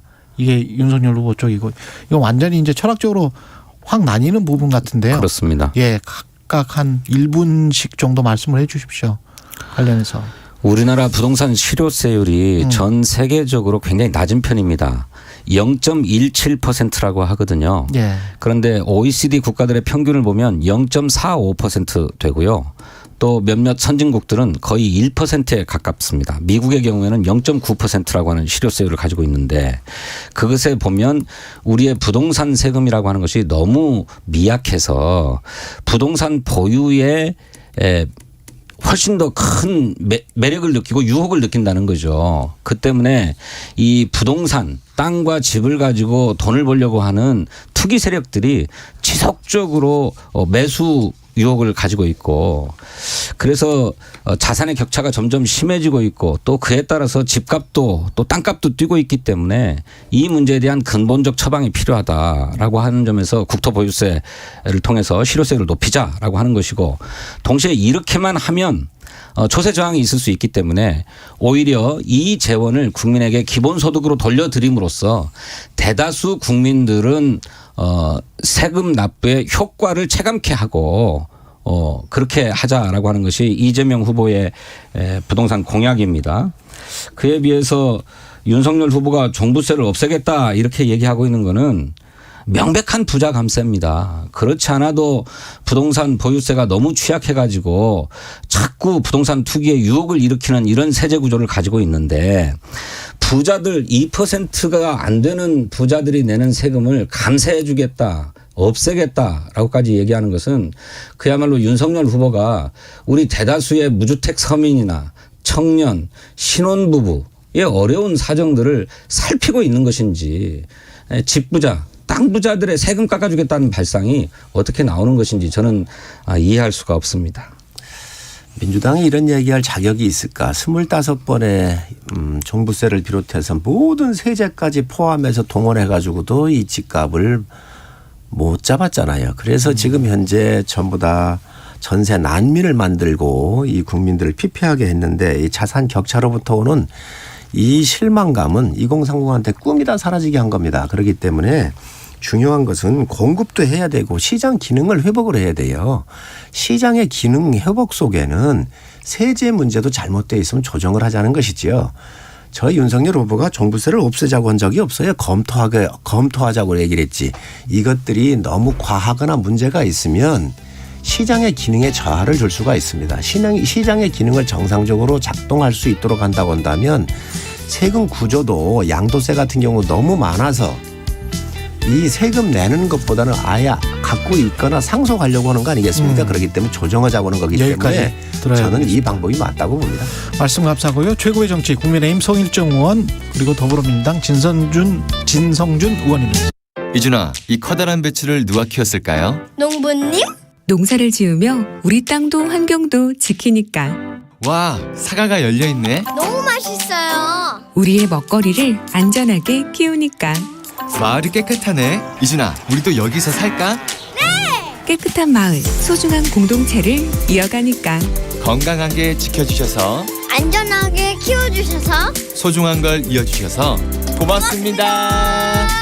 공익직불제, 모두를 위한 농업 농촌을 지켜갑니다. 이 캠페인은 농림축산식품부와 농산물품질관리원이 함께합니다. 우리 생활에 유용하게 쓰이지만 폐기물을 남기는 방사선. 누군가 해야 하지만 아무나 할 수 없는 일. 방사성 폐기물 관리. 더 세심한 관리로 아이도 환경도 안전하게. 방사성 폐기물은 관리가 중요합니다. 방사성 폐기물을 안전하게 관리하는 한국원자력환경공단. 잠시 후 8시 반부터 일부 지역국에서는 해당 지역 방송을 보내드립니다. I memorize the note you send. Go all the places that we went. 가을, 누군가가 그리울 때 어딘가로 훌쩍 떠나고 싶을 때 오후 4시 5분 홍사원의 경제쇼와 함께 하시죠. 외로운 여러분의 가을을 든든하게 채워드리겠습니다. 오늘도 난 술을 마셔 올라니까 봄 내려온다 봄이 내려온다. 주진우 라이브 송년 특집 공개방송 라이브 리브 러브의 화려한 라인업을 공개합니다. 마감 임박. 지금 바로 주진우 라이브 홈페이지로 찾아와 주세요. 지금 시각은 8시 30분입니다. KBS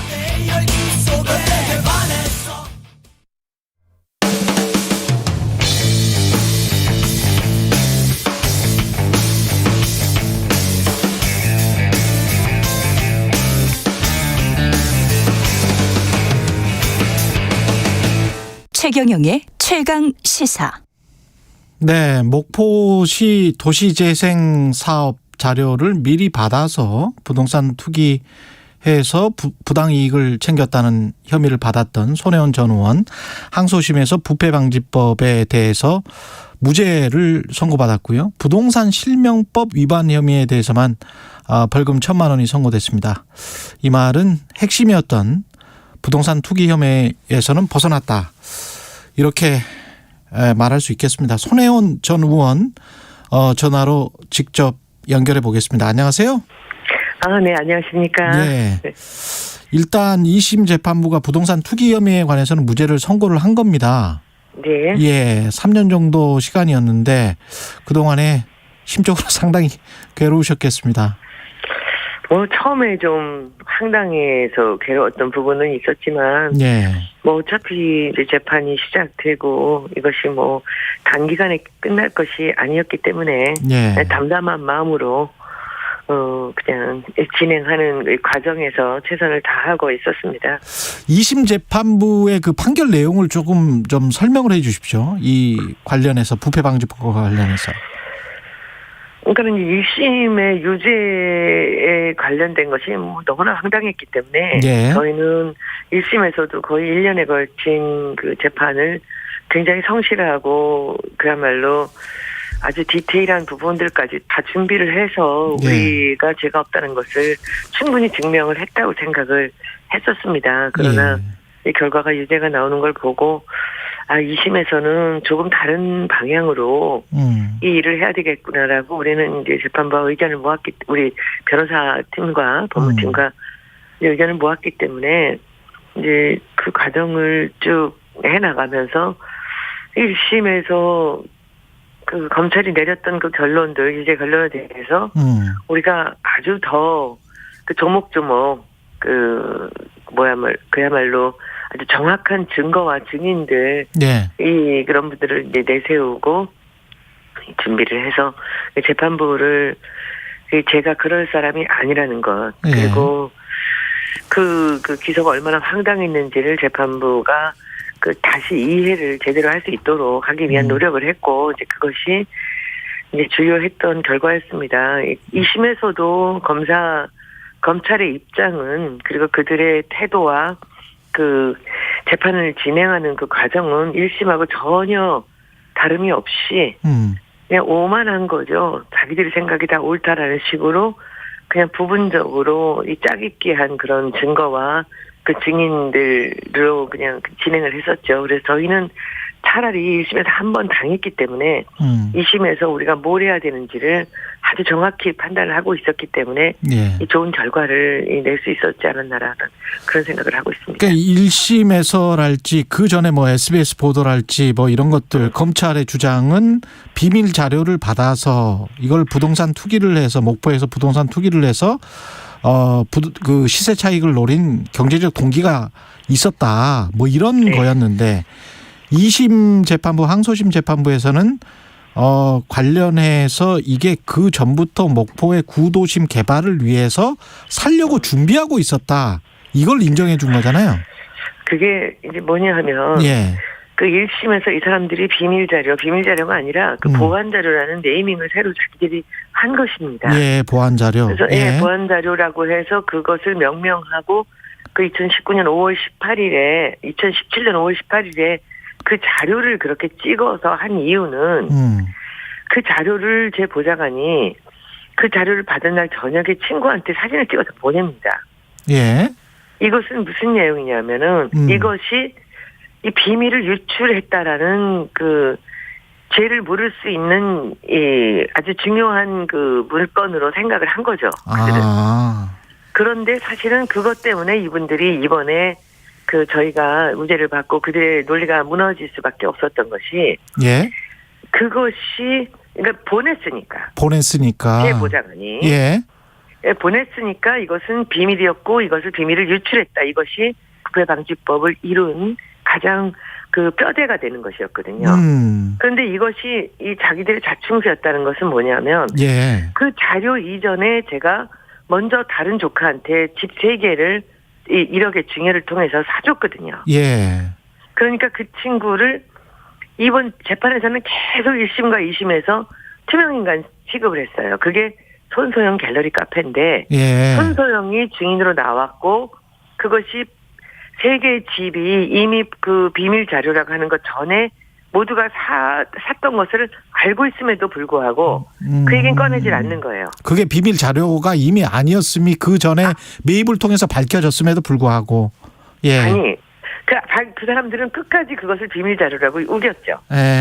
그런데 이번 재판부에서 가장 중요한 그 이 판단의 증거는 뭐냐면 손소영은 그 자료 이전에 이미 집을 3채나 샀기 때문에 이것이 비밀 자료라 하더라도 손혜원은 비밀 자료를 이용하지 않고 목포에 집을 사주고 증여를 통해서 이걸 했다라는 내용이 이번에 나온 거예요. 예. 그러니까 이번 그 2심에서 중요한 부분은 제가 그 판사님이 굉장히 정확하게 이 사건을 보셨구나라는 느낌을 받은 것은 뭐냐면은 우리가 지금까지 비밀 자료가 맞느냐 아니냐를 갖고 3년 동안을 다퉜거든요. 예. 우리는 거기에 대해서 자신이 있었어요. 이건 비밀 자료가 아니다라는 것이. 그런데 그러면서 이제 저희가 2심에서 마지막 부분에 와서 주장을 한 것이 이것이 비밀 자료를 하더라도 손혜원은 이것을 이용한 적이 없다. 그리고 손소영은 그 이전에 이미 샀다라는 얘기를 했는데 그 판사님께서 그 부분을 딱 받아들인 것이에요. 예. 그래서 비밀 자료를 할지라도 손혜원은 그것을 이용한 적이 없다. 이 가장 중요한 증거로는 손소영은 이미 그 이전에 샀고 그 이후에도 자기가 재산을 통해서 사거나 남한테 제안을 할 때 이 비밀 자료 얘기가 하나도 나오지 않았다는 거죠. 예. 예, 이것이 굉장히 중요한 포인트입니다. 예. 근데 그 사줬다라고 아까 말씀을 하셨잖아요, 조카한테. 네네. 그 부분은 부동산 실명법 위반 혐의로 이제 벌금 1,000만 원이 선고된 그 부분입니까? 그게 사줬다는 게? 아니, 그것도 아니에요. 그것도 너무 웃기는 게 제가 그 2017년 5월 18일 그 비밀 자료 이전에 이미 손소영한테는 1억을 증여했고 그 집 3개를 다 제가 그 증여를 통해서 그가 사게 했거든요. 그리고 그 뒤에 7월 달에 가서 창성장에 이번에 1,000만 원 벌금이 나온 그 친구한테 7,200만 원을 다시 증여를 하거든요. 예. 그런데 앞부분이 걔가 투명인간이기 때문에 소영이를. 예. 그 소영이 얘기는 전혀 하지를 않고 제가 뒤에 이 창성장에 3분의 1 지분을 갖고 있는 그 조카 얘기만이 진행이 됐기 때문에 우리가 대법원에 가서도 이것은 문제없이 우리가 이것 무죄가 될 수 있다라고 보는 거는 여기도 똑같이 그 5월 18일 이전에 손소영한테 사준 것은 전혀 거론조차 되지가 않았어요. 1심, 2심 다. 근데 2심에서는 그걸로 저희를 부패방지법을 무죄로 주셨는데 그 명의신탁이 그걸로 인해서 다시 저희가 클리어가 될 수 있다는 것이죠. 그래서 제가 자신 있다고 보는 겁니다. 왜냐하면 대법 가서는 더 먼저 증여를 했기 때문에. 예. 그런데 그것은 전혀 걸리지가 않았어요. 알겠습니다. SBS가 이게 사실은 처음 보도를 했고요. 끝까지 판단을 통해서 메인뉴스에서 보도를 했는데 그 이후에 이제 항소심 판결이 나오고 난 다음에도 SBS 그 기사 제목이 목포 투기 의혹 손혜원 2심에서도 유죄 이렇게 나왔거든요. 기사 제목이. 근데 이거는 이제 다른 뭐 서울신문이랄지 TV조선, KBS, MBC의 헤드라인과는 TV조선도 보니까 손혜원 항소심 대부분 무죄, 벌금 1,000만 원 감경, 뭐 1,000만 원으로 감경 이렇게 돼 있어요. 네. 이건 어떻게 보셨습니까, SBS? SBS는 제가 이미 2019년 그 1월 달에 그들이 그 무리한 보도를 냈을 때 민 형사로 이미 9명의 기자를 모두 다 고소를 했습니다. 예. 근데 이 고소 사건이 진행이 되지 않고 있었어요. 왜냐하면 이것이 형사 사건이 어떻게 결론이 날지를 보고 나서 그 다음을 진행해야 하는 것이 이제 그들의 입장이었겠죠. 그래서 모두가 기다리고 있었던 것입니다. 이번 결과를. 그런 상황에서 이제 두 가지입니다. 제 제목이. 그 부패방지법과 그 명의신탁과. 근데 그 부패방지법이 완전히 무죄가 됐고. 그렇죠. 그 명의신탁만 1,000만 원으로 그것이 벌금형이 됐기 때문에 지금 이 SBS에서는 어떻게라도 지금 저를 다시 또 그 폄훼하고 제게 뭔가를 이제 씌우기 위한 이제 작업을 할 수밖에 없는 입장이에요. 그래서 아마 그렇게 했을 거라고 저는 생각하고 있습니다. 그 정치 이야기도 좀 여쭤보겠습니다. 열린민주당하고 민주당하고 지금 합당은 어떻게 진행되고 있는지 열린민주당 내부 분위기도 좀 궁금하고요. 예. 저는 열린민주당에 그냥 후원회만 맡고 있기 때문에 제가 1년에 몇 번 나가지도 않고 제가 그 내용은 잘 알지 못합니다. 그러나 제가 이 합당 이야기가 나오면서 바로 제 유튜브에다가 우리가 이 합당 조건을 내세운다면 단 하나 열린 공천만 해야 된다라는 그 입장을 제가 낸 이유는 그냥 제 생각입니다.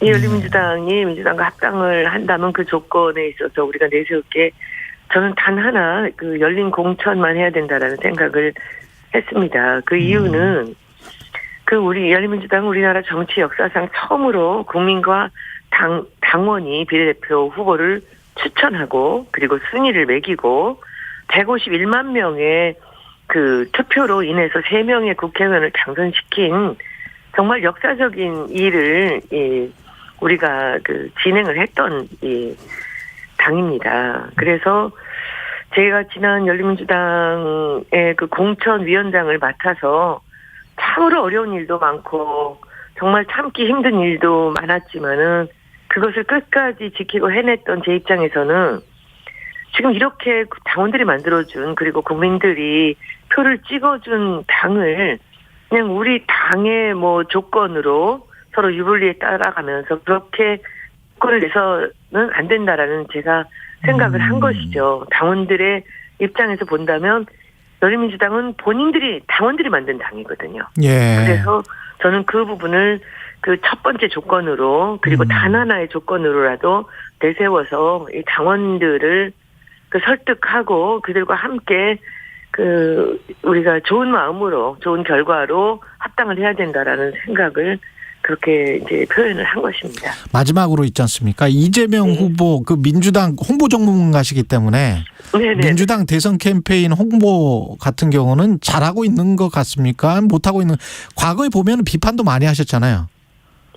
잘하고 있지 않습니다. 민주당은 이제 두 가지로 나눠보실 수 있는데요. 민주당의 홍보와 그리고 이 열린민주당 이재명 캠프의 그 홍보는 선대위? 전혀 두 개를 구분해서 보셔야 되는데요. 이제 먼저 그 캠프의 홍보를 본다면 이것이 그 후보 한 사람의 개인기를 전혀 따라가지 못하는 홍보라는 느낌이 들고요.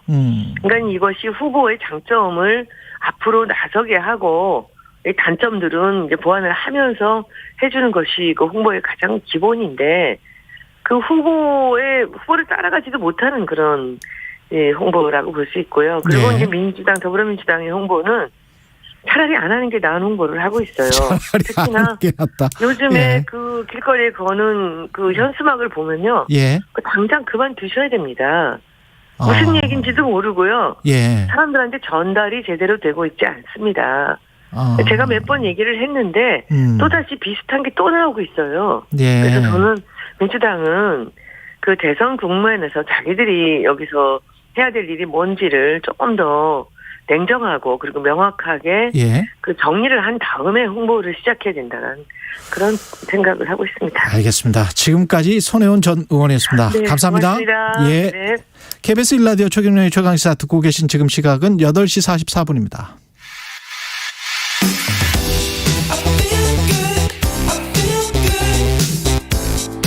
세상에 이익이 되는 방송 최경영의 최강 시사.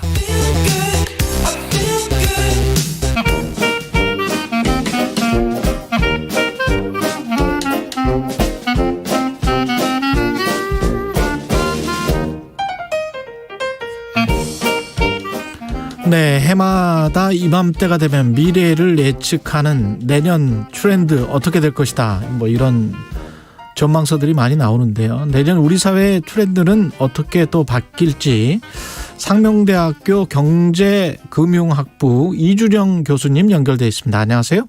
네, 안녕하세요. 예. 올해도 어김없이 이게 해마다 이제 나옵니다. 12월쯤 되면 트렌드 코리아 2022 이게 출간이 됐는데요. 책 나온 지가 벌써 한 14년 됐네요. 네, 그동안 이제 발표했던 키워드만 150개가 넘고요. 예. 올해도 또 어김없이 또 출간을 했습니다. 계속 사람들이 특히 제가 듣기로는 이제 기업 쪽에서 많이 찾는다고 하던데 인기가 있습니까, 아직도?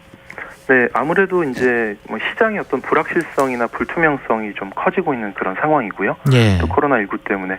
그래서 무엇보다 좀 다가오는 미래에 대해서 미리 좀 준비하고자 하는 그런 심리가 좀 큰 것 같습니다. 그리고 요즘에 시장 자체가 더 세분화되고 복잡화되고 있어서 또 이런 트렌드 분석이나 어떤 정보의 정리도 좀 필요한 것 같습니다. 내년이 이제 검은 호랑이의 해라고 하는데 이민년입니다. 근데 이걸 표현하는 말로 타이거 오 캣, 호랑이 아니면 고양이 뭐 이렇게 선정을 했어요. 이게 어떤 의미인가요? 네, 그래서 말 그대로 지금 뭐 포스트 코로나, 위드 코로나 이렇게 이야기하는데요. 예. 지금 이런 좀 중요한 기점에서 저 호랑이가 될 것인가, 아니면 고양이가 될 것인가의 그런 기로에 서 있다라는 그런 부분을 의미를 하고 있습니다. 이번에도 2022년 10대 트렌드를 발표를 했는데 첫 번째 트렌드가 나노 사회입니다. 나노 사회는 어떤 사회를 말하는 건가요? 네, 무엇보다 이제 사회의 파편화 경향을 지칭을 하고 있습니다. 파편화. 예, 그동안 이제 개인화 트렌드가 메가 트렌드로 이제 많이들 이야기를 해왔는데 이게 이제 코로나19 이후에 사회적 거리두기라든가 이런 것들이 강화되면서 사회적 소통도 많이 줄어들게 되었죠. 그래서 이제 이런 파편화 경향이 더욱더 높아지는 현상이 많아지고 있고요. 그리고 이제 트렌드의 한정성이라든가 국지성도 커지고 있다. 그래서 요즘 트렌드를 어떻게 지칭하냐면 나의 트렌드를 당신이 모르는 것이 요즘의 트렌드다 이렇게 표현하기도 합니다. 아니 그럼 트렌드가 아니죠. 네, 그래서 굉장히 미세 유행화되고 또 마이크로 트렌드화되는 그런 경향이 더욱더 커지고 있어서 오히려 이제 그런 부분이 이 기업의 입장에서 좀 어려울 수도 있지만 수많은 틈새 시장이 열린다. 또 이런 의미를 또 담고 있죠. 마이크로 트렌드가 어느 정도로 나노화까지 세분화돼 버리면 그게 개인의 트렌드다라고 하면 그거는 트렌드가 아닌 거 아닙니까? 트렌드라는 거는 대세, 추세, 여러 사람들이 함께 하는 것 뭐 이런 거잖아요. 네, 그래서 그런 의미도 담고 있는데요.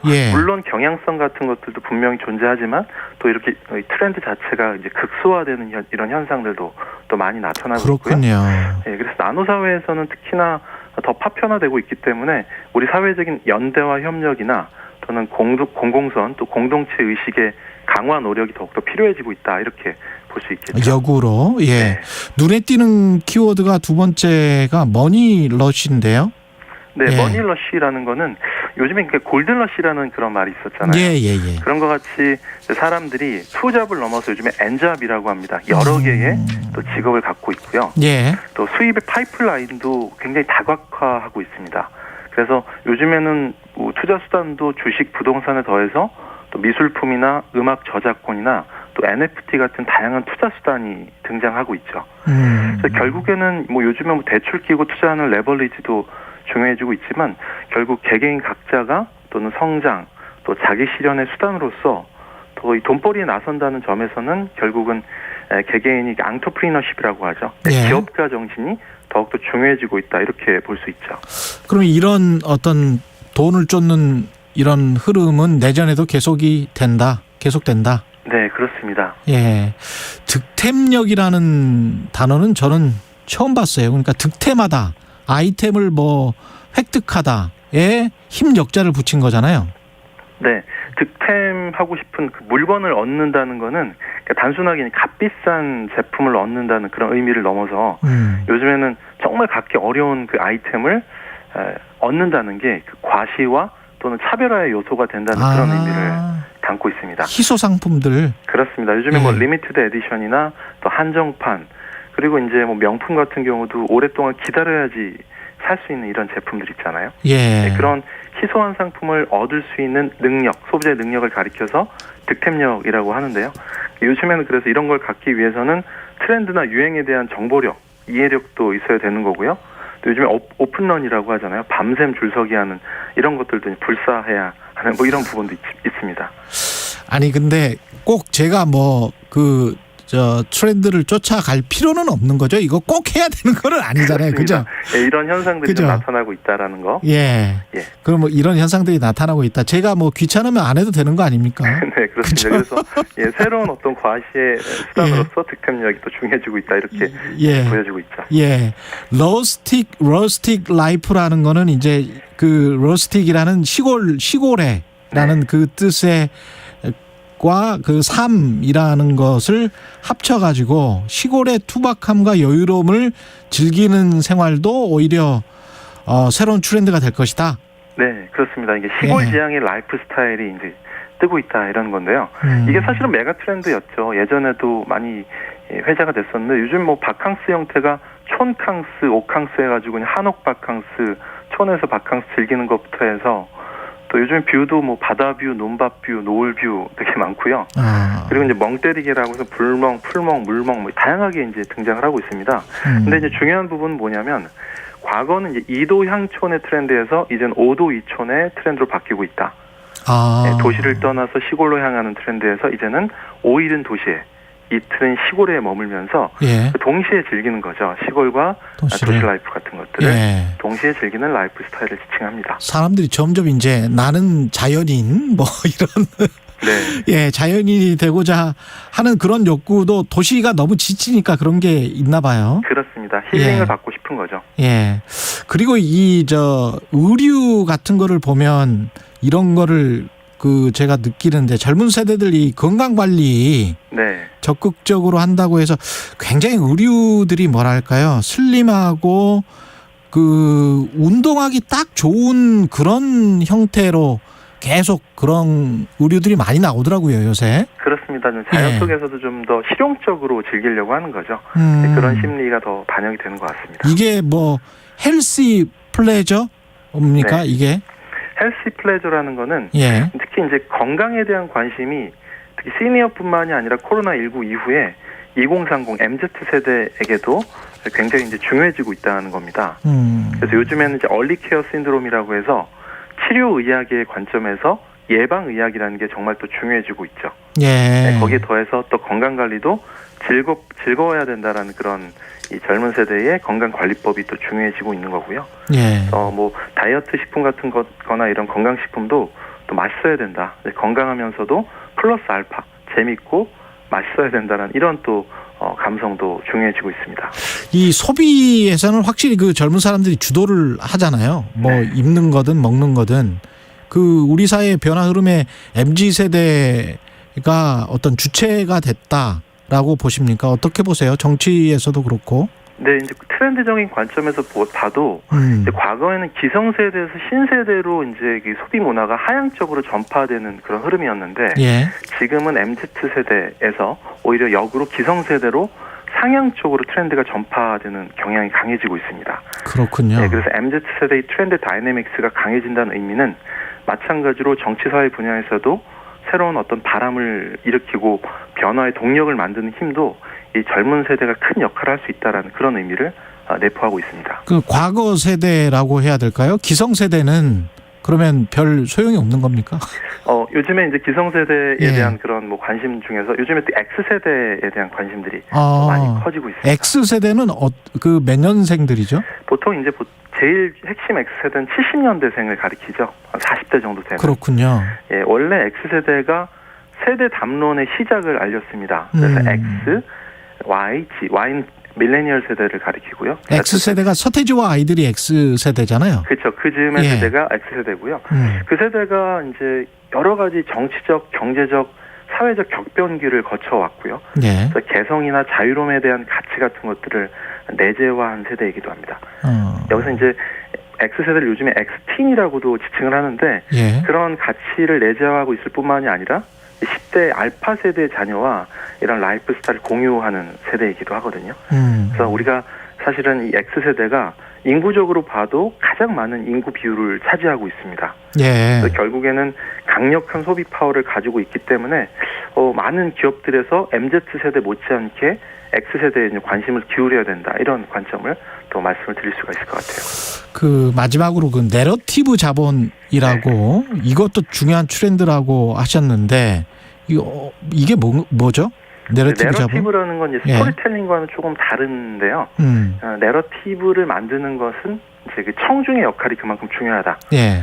청중과 함께 만들어가는 이런 서사라는 것들이 대단히 중요한 거고요. 네. 그게 뭐 기업이든 뭐 정치든 동일하게 또 적용이 될 수가 있는 것이고요.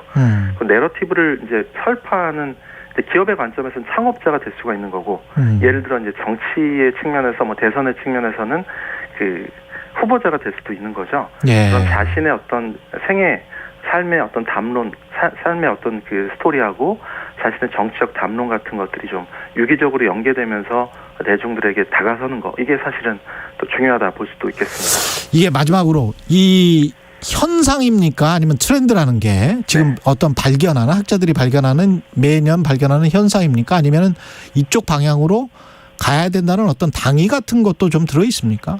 네, 이 현상에 대한 분석의 측면도 사실 대단히 중요한 거거든요. 예. 우리가 트렌드를 피상적으로 따라가는 것보다는 그 속에서 변화하는 시대 정신이나 소비 가치를 좀 깊이 있게 분석하는 게 일단 중요하고요. 예. 당위적인 측면에서는 여러 가지 키워드 중에서 뭐 내러티브 자본도 마찬가지고 과거에 발표했던 것 중에 이제 친환경, 필환경 트렌드가 있었어요. 그런 거는 사실은 우리 사회를 좀 더 발전적으로 이렇게 이끌어가기 위한 또 중요한 그 화두가 될 수가 있다는 거죠. 예, 알겠습니다. 오늘 말씀 잘 들었고요. 상명대학교 경제금융학부의 이준영 교수님이었습니다. 고맙습니다. 네, 감사합니다. 예, 11월 29일 월요일 KBS 1라디오 최경영의 최강시사였습니다. 내일 아침 7시 20분 다시 돌아오겠습니다. 고맙습니다.